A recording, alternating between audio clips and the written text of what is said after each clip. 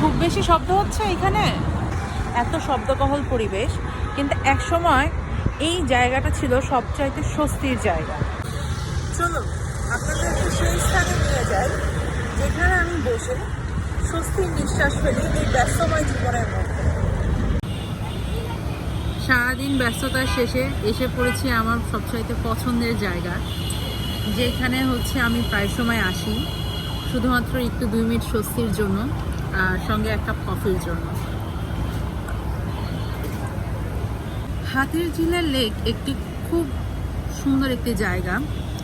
ব্যস্ততম শহরের মধ্যে, ঢাকার মধ্যে একটুকু স্বস্তির জায়গা বলা যেতে পারে, অন্তত আমার কাছে।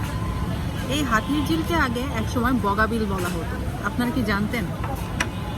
বগাবিল বলা হতো কেননা এখানে অনেক বক আসতো, বক সাদা হয়ে ছেয়ে থাকতো এই বিলগুলোতে, এর জন্য আগের যুগে একে বগাবিল বলা হতো। পিলখানা থেকে আগে একদল হাতি আসতো, বর্তমান জায়গা যেটা হচ্ছে ধানমন্ডিতে। তো একবার পিলখানাতে অনেক হাতি থেকে একদল হাতি ছুটে যায়। তো তারা হচ্ছে হাঁটতে হাঁটতে এই বগাবিলে আসে। বগাবিলের পানি এতটা তখন স্বচ্ছ ছিল যে হাতিরা ওইখানেই বসে রেস্ট নেয়। তো হাতিদেরকে খুঁজতে এসে একদল মাহুত এসে দেখে যে হাতিগুলো এই বগাবিলে হচ্ছে গোসল করছে। তাদেরও বগাবিলটা খুব পছন্দ হয় এবং তারা হচ্ছে এই হাতিদেরকে গোসল করায়। আমরা যে বর্তমানে যে নামগুলো দেখি, এলিফ্যান্ট রোড, হাতিরপুর, এইগুলো জায়গাতে আগে হাতিরা হেঁটে যেত। ব্রিটিশ আমলের পিরিয়ড থেকে এই হাতিদেরকে মাহুতরা নিয়ে এসে এই বগাবিলে গোসল করানো হতো। এজন্য এই বগাবিলের নাম কালক্রমে হয়ে যায় হাতির বিল। কিন্তু লোকমুখে এই হাতির বিল কথাটি প্রচলিত হতে হতে কথাটির নাম হয়েছে হাতিরঝিল এরিয়া। যা আছে সবই বিলীন করে দিল। তো চলে আসছি আমি বোটে উঠতে। তো আমি ওয়েট করতেছি আমার বোটটা কখন আসবে। আমার সবচেয়ে পছন্দের কাজ হলো এখানে বোটে ওঠা। খুব স্নিগ্ধ লাগে, মনে হয় যেন সারাদিনের যে ক্লান্তিটা আছে না, সেটা মানে এই বোট জার্নিতে না ধুয়ে যায়।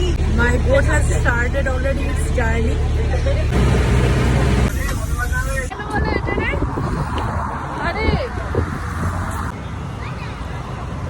এই জায়গাটা আমার খুব পছন্দের একটি জায়গা। যখন এই ব্যস্ততম শহরে যখন খুব ডিপ্রেশন লাগে, খুব ফ্রাস্ট্রেটেড লাগে, ঠিক এই জায়গাটাতে এসে বসে থাকতে ভালো লাগে। বেসিক্যালি দাঁড়িয়ে থাকতে, মানে কোনো কথা নাই, কোনো কিছু নাই, ফোনটা সুইচ অফ আর ফোনটা সাইলেন্ট, মাথা থেকে সব চিন্তা দূর করার জন্য হলেও এই জায়গাটাতে আমি আসি। It's just like me time. নিজের জন্য একটা সময় থাকে না, যে নিজের সময়, ইটস অনলি মি।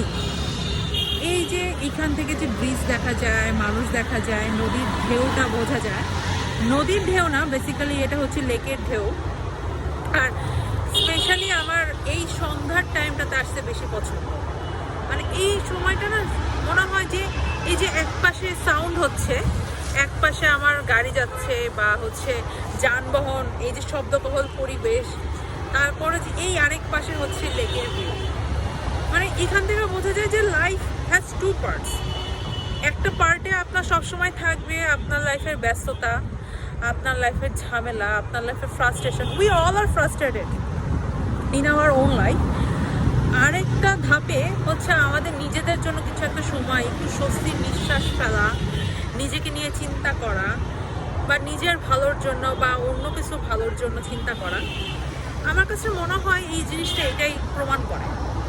আর এখানে এসে আমি যা করি, অনেক সময় দেখা যায় যে আমি যদি ফ্রাস্ট্রেটেড থাকি এখানে আসি, বা অনেক সময় শুধুমাত্র ফ্রাস্ট্রেশনের জন্য না, আমি এখানে আর সব মন ভালো থাকলেও আসি, ভালো লাগে। এই যে এখন একটা ব্রিজ যাচ্ছে, একটা ব্রিজ মিন্স হচ্ছে এই যে একটা বাতাস বইছে আমার চারপাশে, হয়তো বা ক্যামেরায় এটা ক্যাপচার করা সম্ভব না।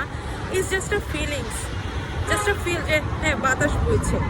মনে হচ্ছে প্রতিটা বাতাস, এই প্রতিটা বাতাসের যে কণাগুলো আমাকে টাচ করছে, মনে হচ্ছে ওকে ফাইন, লাইফ থেকে একটা ধাপ কমে যাচ্ছে, একটা টেনশনের ধাপ কমে যাচ্ছে। কালকে ঘুম থেকে উঠলে হয়তো বা আবার সে আগের মতন টেনশন থাকবে, ব্যস্তময় জীবন থাকবে, ফ্রাস্ট্রেশন থাকবে। বাট তারপরে এই যে যে এখানে এসে কিছুক্ষণ থাকা, এই যে ফোরিয়ামের একটা সবুজ আলোতে নিজেকে দেখা, নিজেকে অনুভব করা, এর চেয়ে শান্তির কিছু নেই। আমি বেসিক্যালি এখানে একাই আসতে পছন্দ করি, কিন্তু সামটাইমস দেখা যায় যে বন্ধু বান্ধবের সাথেও আসতে আমার খুব ভালো লাগে। নিজের অনুভূতি মানুষের সাথে শেয়ার করতে ভালো লাগে। তো এই হচ্ছে আমার পছন্দের জায়গা আর এখানকার অনুভূতি। So hope see you soon guys, and of course I must say that this place is for me so beautiful, so elegant, just looking like a wow.